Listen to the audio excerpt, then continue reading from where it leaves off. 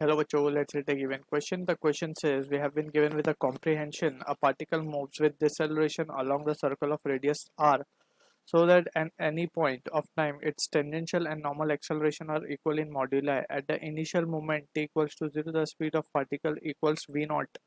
The speed of particle as a function of the distance covered s will be option A v equals to v naught e raised to minus s by r, option B given a v equals to v naught e raised to s by r, option C v equals to v naught e raised to minus r by s, option D given a v equals to v naught e raised to r by s.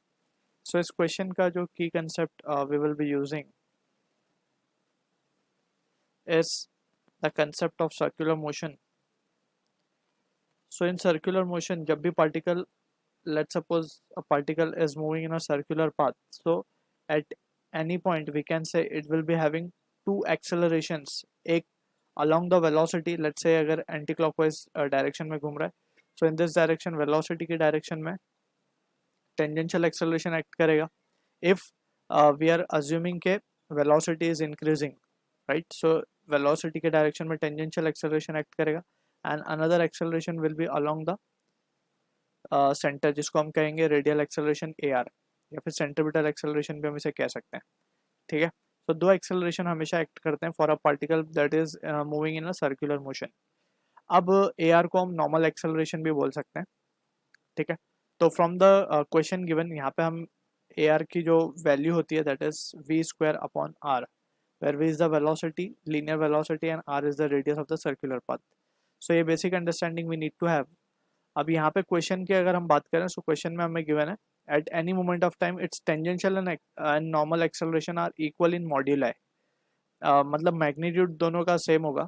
सो और हमें given है कि ये deceleration का case है basically, तो ये velocity अगर ऊपर है तो ये 80 नीचे की तरफ आ रहा होगा यहाँ पे, ठीक है ना? तो डिसेलरेशन में यही होता है, एक्सेलरेशन वेलोसिटी के अपोजिटली एक्ट करता है. तो यहाँ पे हम लिख सकते हैं डिसेलरेशन है तो 80 बेसिकली 80 का फॉर्मूला होता है rate of change of dv by dt, mod of velocity का change with respect to time is tangential acceleration. So dv by dt and with a negative sign क्योंकि deceleration हो रहा है टाइम के साथ कम हो रहा है will be equals to v square by r. ये given condition है, ठीक है? अब now furthermore we have been also given कि ये dv by dt actually है क्या हमारा, dv by dt is nothing but the tangential acceleration, right? अब इसी को हम और कैसे लिख सकते हैं, अगर हम यहाँ पे इस एक्सप्रेशन में ds मल्टीप्लाई डिवाइड कर दें, so and that will be equals to v square by r.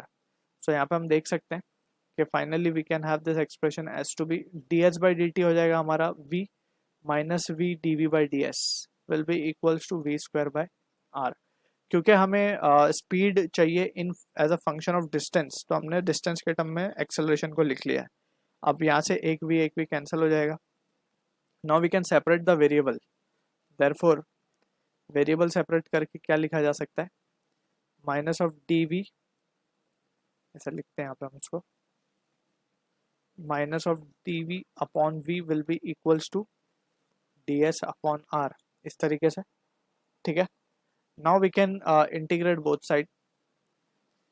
Initially velocity v naught है, फाइनली वेलोसिटी v है, इनिशियली टाइम 0 है और फाइनली इट इज t, ठीक है?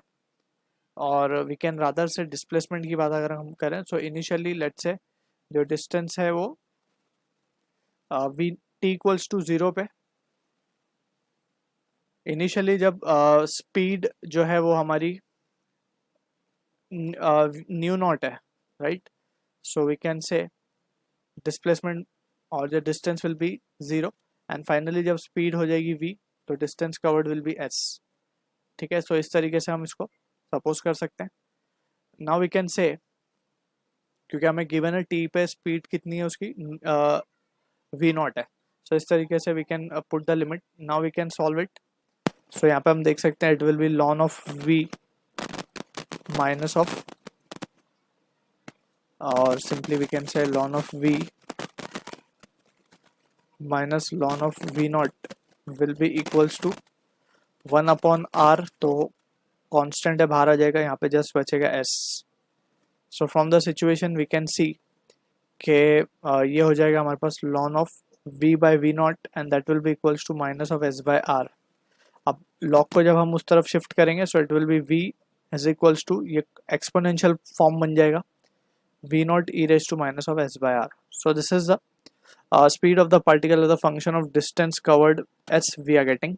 so अगर हम ऑप्शंस को देख लें ध्यान से, so ऑप्शन ए जो है हमारा करेक्ट आंसर है for this question. I hope you understood the solution. All the best.